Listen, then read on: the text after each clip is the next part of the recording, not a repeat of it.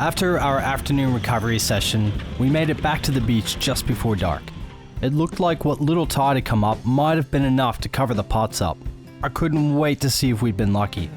This is pretty lazy fishing, but with mud crab on the line, who cares? All right, what do you got over there? Let's see. Well, you go first. Mate, let's see what we've got here. Here's hoping. Oh no, there's nothing. Oh, beauty. We got 2 guys in there. Well, that's my dinner sorted, Craig.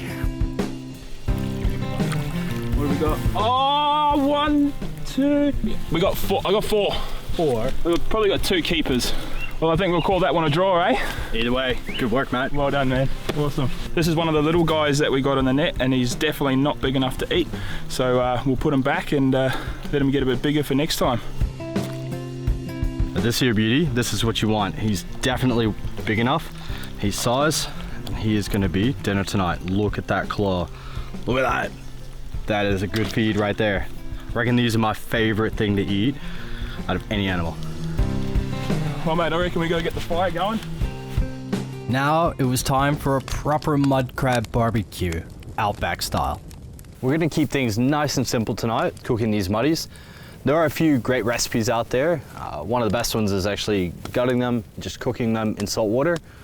We're gonna do things a little bit more old-fashioned, pretty much like the Aborigines would have for the last 40,000 years.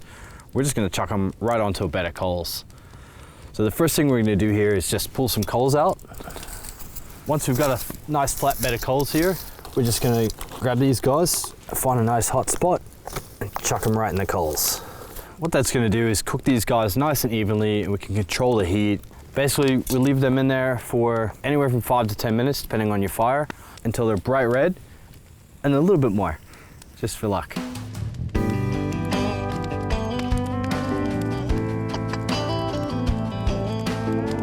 These guys are starting to come up nice and orange here. You see where the heat's getting into them, so I'm just gonna flip them over really quickly, give them a few more minutes, and they should be good to go. Cooking over open coals lends a nice smoky flavor to the crabs, but it also saves you having to pull out a big pot to boil them in.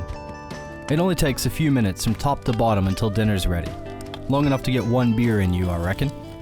If you let them cool down a bit before serving, the meat will taste better, and it'll come out of the shell easier too.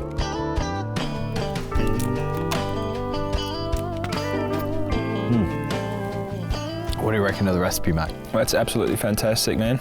That is really good. Sometimes simple is best. Right, when it's mud crabs, you don't need to add anything. They're already perfect. Can't beat it. Out here, the days seem to stretch out into different dimensions. You're living by starlight and firelight, eating off the land. Life has a simplicity that's been lost, an innocence in the wild that calls us. Traveling Australia's outback would not be the same without the vast distances between everything. But I think that's a good thing. I spend a lot of time behind the wheel of the D-Max, on bitumen, on gravel and bulldust, and to me, it's become a kind of meditation. A place where I can empty my mind of everything but the blur through the windscreen and the blended roar of the turbo and my speakers. In a way, it's how, for me, the journey is always more than the destination.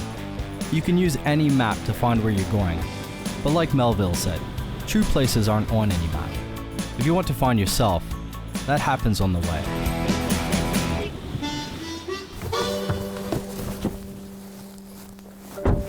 I cannot think of a better way to break up a long, dry, dusty drive under this sun than a cool swim in some rock pools and clear water.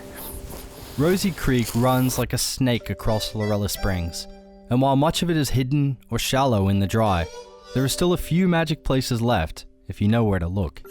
Walking through the wide, dry bed of the Rosie River, it's easy to forget that during the wet, this place is a raging torrent. You can see evidence of that in this debris and detritus up in the trees. That's how high the water would have been the last time it came through here. And now it looks like an empty, barren expanse. But there's a few spots where you can still get a swim. These little rock holes here hold the water all through the dry season, keep the animals alive, keep people like me in a place to get cooled off on a dry, dusty day. It will always be a pleasant mystery to me how water that's been running in noonday sun day after day can still be ice cold in shallow pools over black granite that's hot enough to cook an egg on. But now, I'm not asking questions. I'm beyond language. This water washes away a lot more than the road dust.